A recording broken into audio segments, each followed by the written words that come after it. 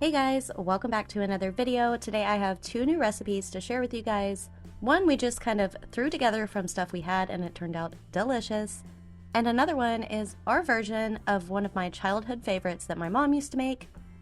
And I also have a little something thrown in at the end just for fun. So I hope you guys enjoy today's video. If you do, don't forget to hit that like button and let's get to it.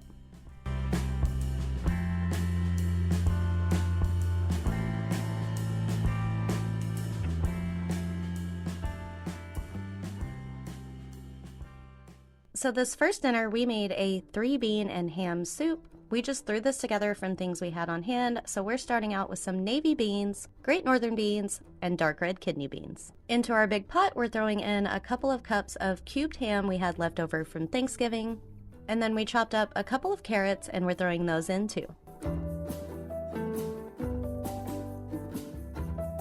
Next up, we added in our 3 cans of beans. We drained everything except for the kidney beans and got that all into our pot. And then we're going to add in a carton of chicken broth.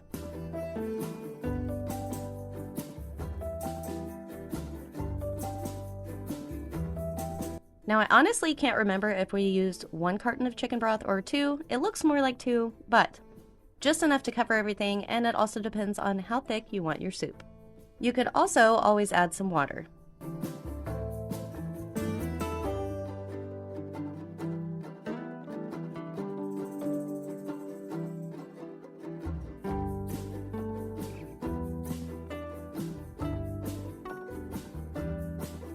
So we're just going to get that all mixed up and bring it up to a good simmer. And then we're going to add in this packet of ham flavor. If you don't have this, it's okay because you already have the ham in there.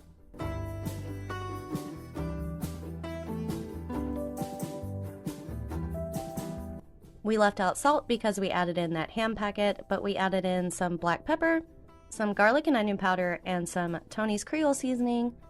You could also just use whatever kind of seasonings are your favorite. I'm sure anything would be good in this. And we threw in a couple of pieces of celery we had in the fridge for flavor, and we're going to fish those out at the end. We just let this all simmer until everything was cooked through and the carrots were tender. And we did fish out the celery and cut it up, and I put it in my bowl because I'm the only one that likes it. But of course you could put more in yours already chopped up and leave it in there if you like celery. And right at the end, we also decided to add in some cream or half and half. I can't remember which one we had, but whatever you have in the fridge. This turned out so delicious. It had so much flavor and it was creamy and it was so good on a chilly day. So definitely give this one a try. Next up, we're kind of recreating something my mom used to make when I was growing up. This is our version of a Copycat Luby's bacon cheesesteak. Now, Adam had never had these before. I grew up with my mom making these because she really liked them from Luby's. And of course, it would have gone really good with some Copycat Luby's mac and cheese. But anyway, I kind of told Adam what they were. I've been telling him for years that I wanted to try to recreate it. And then we found a couple of recipes online and none of them sounded exactly right. So we just kind of threw together our own version. So we're starting off with 4 pieces of white bread that we're going to tear into small pieces. And to that, we're adding about 1/4 of a cup of beef broth. And we're just going to let that sit for a minute and stir that together until the bread gets all mushy and soaks up the broth. And I know it sounds really weird and gross, but it turns out really good.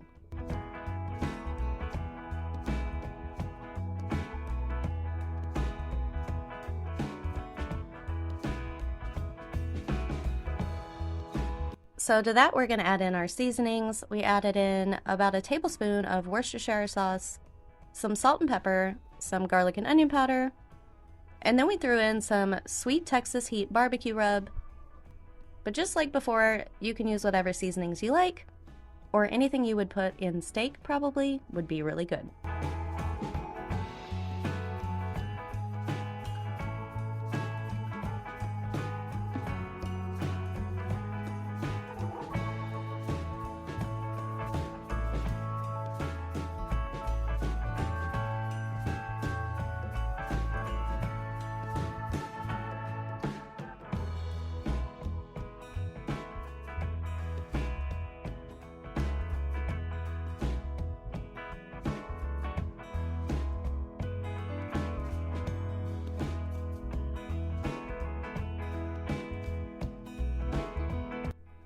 Next, we're going to add in our beaten egg and 1.5 pounds of ground beef.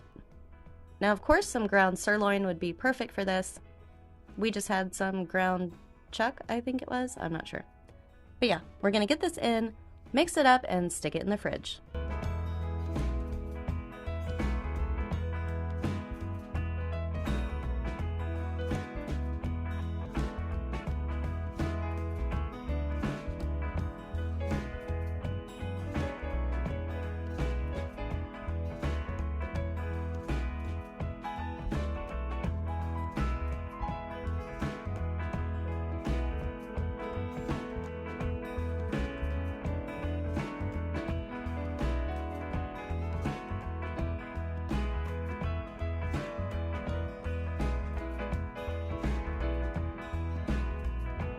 After that hung out in the fridge for a while, we're going to start making them into patties. We ended up getting 6 out of this, and you could make them a little thinner and probably make 8 out of it.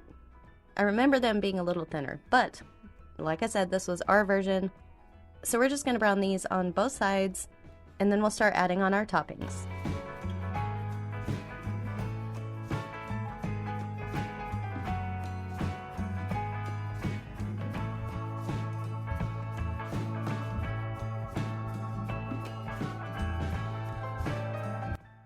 Once these were browned on both sides and pretty much cooked through, we added on some white American cheese, and we added green onions to mine, which comes on the Luby's cheesesteaks, but nobody else likes them.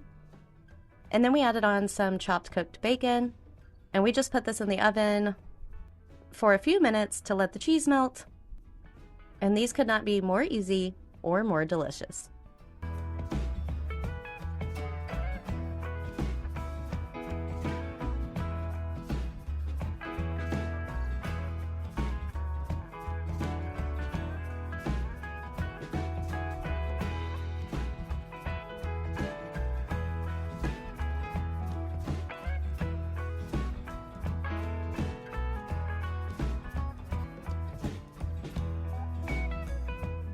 We kept it super simple on this night, and we just made some boxed mac and cheese to go along with this, and a bag of Caesar salad.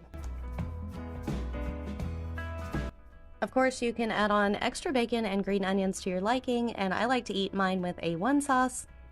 This was so good and reminded me of my childhood. This was one of my favorite things growing up. If you've never tried one of these, definitely try it out. They are so, so good.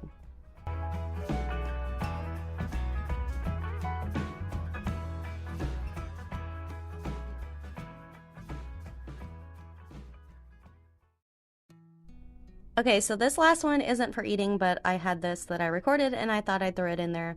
I had gotten this little crock pot on Facebook on a Buy Nothing group for free because I've been wanting to try a simmer pot, and I thought I would share with you guys what I made. So I just got a bag of fresh cranberries from H-E-B. I have a couple of oranges, some cinnamon sticks, and I couldn't find the star anise at the store. They were all out. So we just have these anise seeds, and they smell just as good, so we're just going to throw those in. And being budget friendly, I also just got a piece of pine tree out of the yard. Whatever works.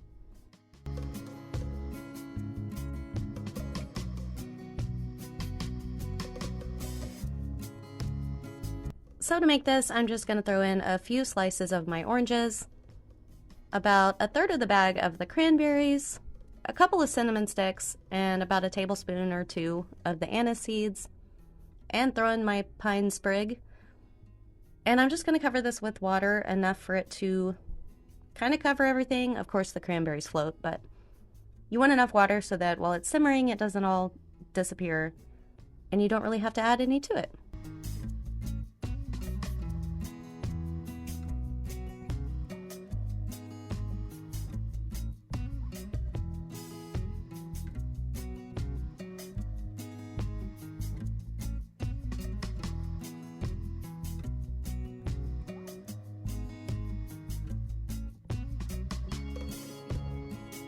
So everything I saw for crockpot simmer pots said to put it on high with the lid on, and then once it starts to simmer, you can take the lid off and put it on low, and it'll smell good all day. Well, I think there's a reason why this crock pot was free, because if I have mine on low, it doesn't simmer at all, even after it already was. So I'd have to leave mine on high to get it smelling good all day, but this did smell delicious. So if you've been looking for a way to make your house smell good, give this one a shot.